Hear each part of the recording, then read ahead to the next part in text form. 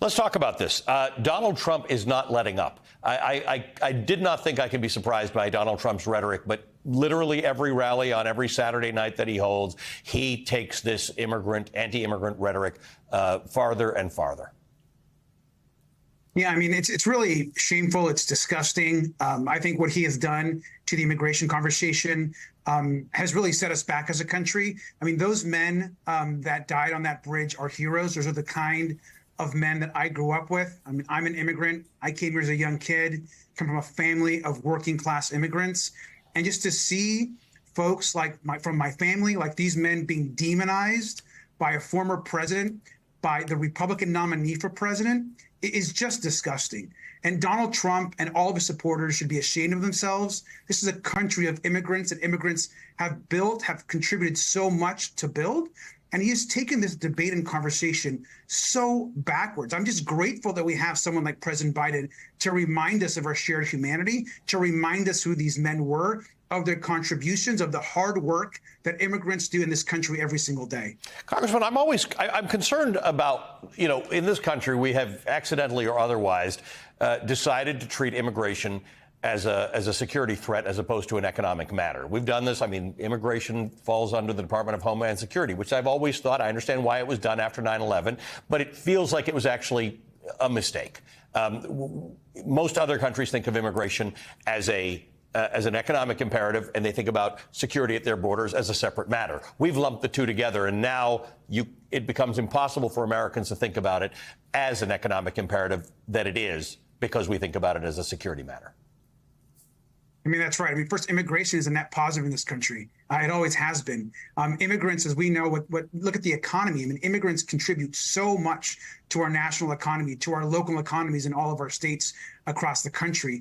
Immigrants are getting educated, going back. I mean, you have folks that are completing graduate degrees, folks from other countries that are here contributing, and everything from folks that are going to college to the folks that are out there paving our cement, our streets, our roads, our bridges. There's so much contributions. We know that the only way our economy can work is with immigrants. And oftentimes it's immigrant labor that many other folks don't want to do. And so this idea that we're somehow going to shut off immigration, that we're going to go back on our values is wrong. And Donald Trump is the leader of this rhetoric. And he has convinced so many Republicans that used to have a little bit more respect for immigrants, a little bit more understanding of the contributions. I mean, this is not the party of Ronald Reagan, of George Bush, of so many others that at least understood those contributions.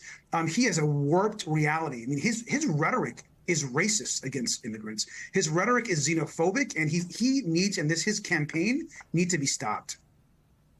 I want to ask you about the idea that you keep saying the immigrants, the contribution that immigrants make to our economy.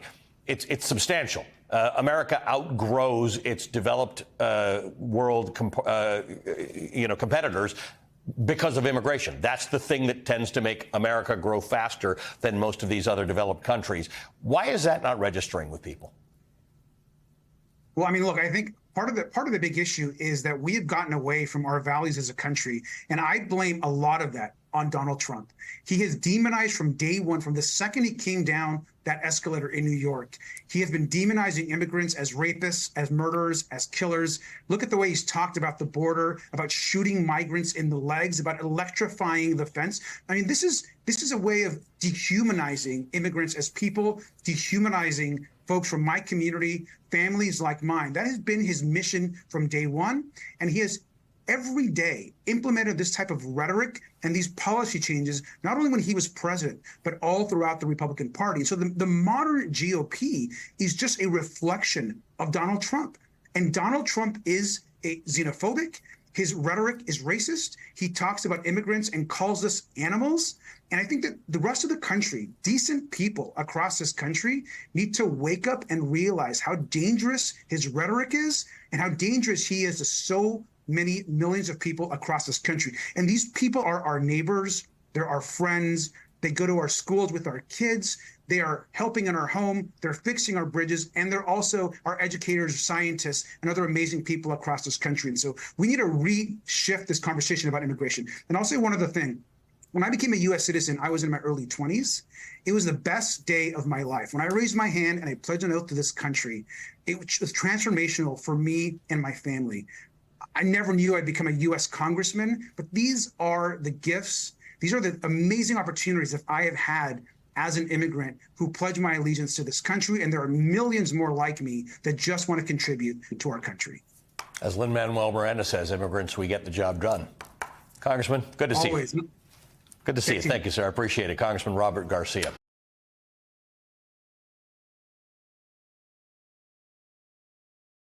Hey everyone, MSNBC has a new and improved app. You'll get real-time alerts and analysis, live blogs, in-depth essays, video highlights, and the best 2024 election coverage. Download the new MSNBC app. Here's how to do it. You tap on the App Store on your phone. You hit search on the bottom right corner. You type in MSNBC. You click on the MSNBC app. You click on Get or the cloud icon and enjoy it.